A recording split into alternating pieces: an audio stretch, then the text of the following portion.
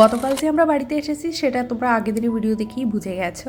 বাড়ির বউ বাড়ির বাইরে থাকুক বা বাড়ির ভেতরে, বাড়ির কাজ বাড়ির বউকেই করতে হয়। এই নিয়মটা প্রত্যেকটা বউয়ের জন্য প্রযোজ্য। ব্যাস সেই মতে আমি আমার কাজে লেগে পড়েছি। সকাল সকাল ঘুম থেকে উঠে আজকে অনেক কাজ আছে, বাড়িতে এখন কেউ নেই, আমি আমার মতন করে নিলিবিলি কাজবাজগুলো সেরে নিই। তারপর যখন সবাই আসবে তখন চা করবো। So hello everyone, welcome back to this channel. কেমন আছো তোমরা সবাই? আশা করি তোমরা সবাই ভালো আছো। তোমাদের সবাইকে অনেক অনেক ওয়েলকাম আমার নতুন আরও একটা ব্লগে। আজকে ব্লগটা আমি বাড়ি থেকে শুরু করেছি। আজ স্কুলের ফার্স্ট পিটিএম ছিল, কিন্তু অ্যাটেন্ড করতে পারলাম না। আমি চাইলে করতেই পারতাম, কিন্তু কি করে করব বলো, কালকেই তো চলে আসতে হলো।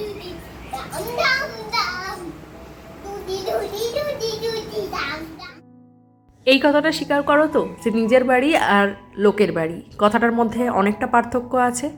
ওখানে আমার ছেলে যতই স্বাধীনভাবে থাকুক না কেন, যতই কাদামাটি নিয়ে খেলা করুক না কেন, ওর কথায় আর ওর মাথায় সবসময় বাড়ি বাড়ি যাব, বাড়িতেই থাকবো। এখানে আমি থাকবো না, মানে ভাড়া বাড়িতেও থাকবে না। বড় সাইজের ব্যাং।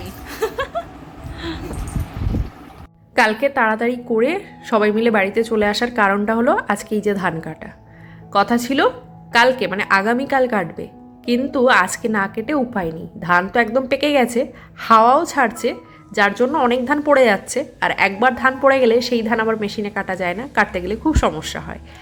সেই জন্যই আজকে মেশিনটা আমাদের বাড়ির কাছে আসবে, মানে আমাদের মাঠের কাছে আসবে বলে কালকে তাড়াতাড়ি করে চলে এসেছে তোমাদের দাদাভাই।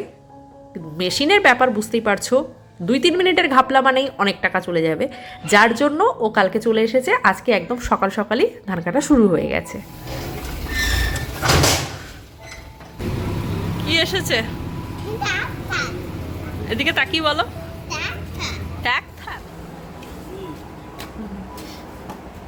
যারা চাষবাসের সঙ্গে জড়িত তারা মোটামুটি সবই জানো ব্যাপারটা, কিন্তু যারা জানো না তাদের জন্য বলি, মেশিনে কাটলে ধানটাকে 2-3 দিন রোদে দিয়ে শুকাতে হয়, কিন্তু আমাদের পক্ষে সেটা শুকানো সম্ভব নয়। কেন কি এই টাইমে প্রত্যেকের ধান কাটা থাকে, প্রত্যেকের কাজে নিয়েই ব্যস্ত থাকে প্রত্যেকে, যার জন্য আমরা জোন পাবো না।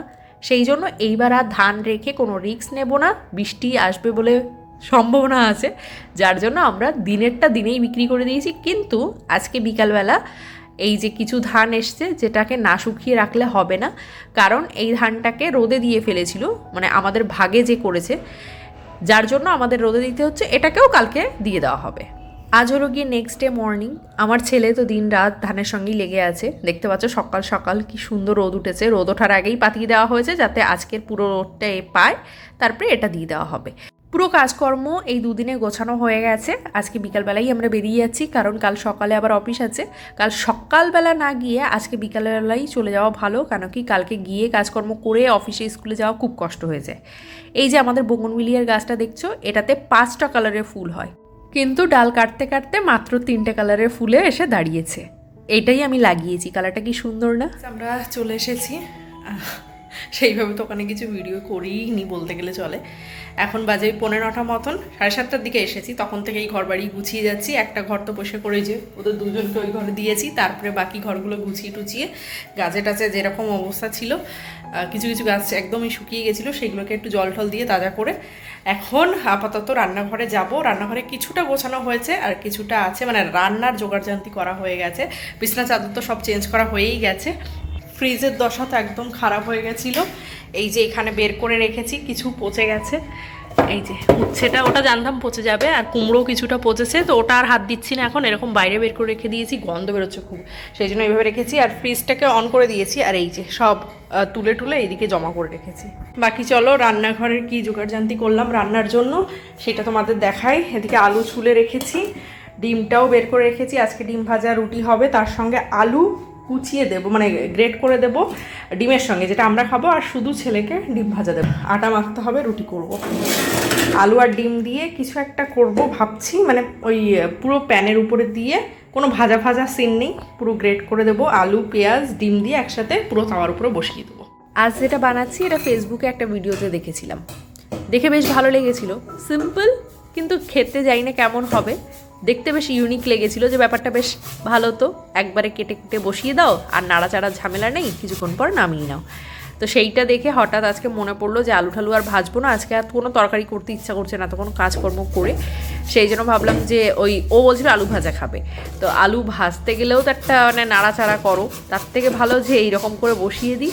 কিন্তু খেয়ে লাস্টে যেটা দেখলাম যে এইটা না খালি ঠিক আছে, মানে আমি তো প্ল্যান করেছিলাম যে রুটি দিয়ে এটা দিয়ে খাবো, কিন্তু তেমন একটা ভালো লাগছিল না। এটা খালি খাও, মানে হয়তো সকালে বা সন্ধ্যাবেলা বা টিফিনে নিয়ে যাও, তাহলে ঠিক আছে, কিন্তু রুটি দিয়ে খাওয়ার প্ল্যান করলে একদমই বাজে কম্বিনেশন।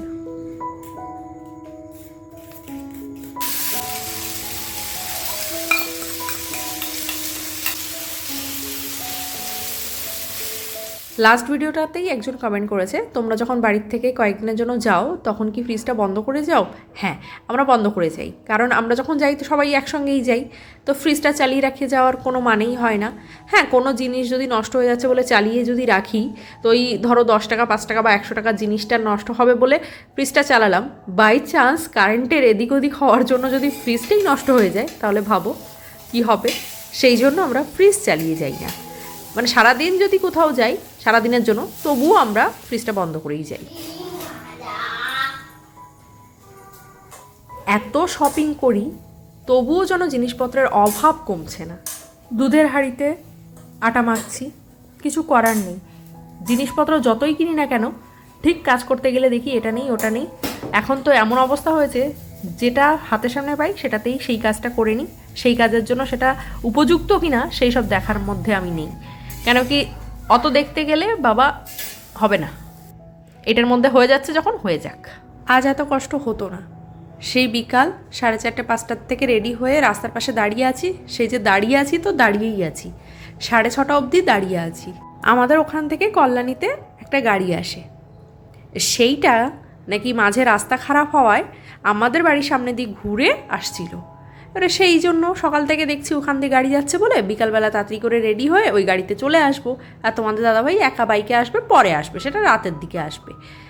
আমি যেহেতু আসার সময় বাসে এসেছিলাম তো আমি হেলমেট আনিনি, এবার বাইকে গেলে যদি এবার পুলিশ টুলিশ ধরে, যার জন্য আমাকে বলছিল গাড়িতে চলে যাও, তাহলে তোমরা দিন থাকতে থাকতে চলে যেতে পারবে, আমি রাত্রে আস্তে আস্তে সব কাজ সামলে আসবো।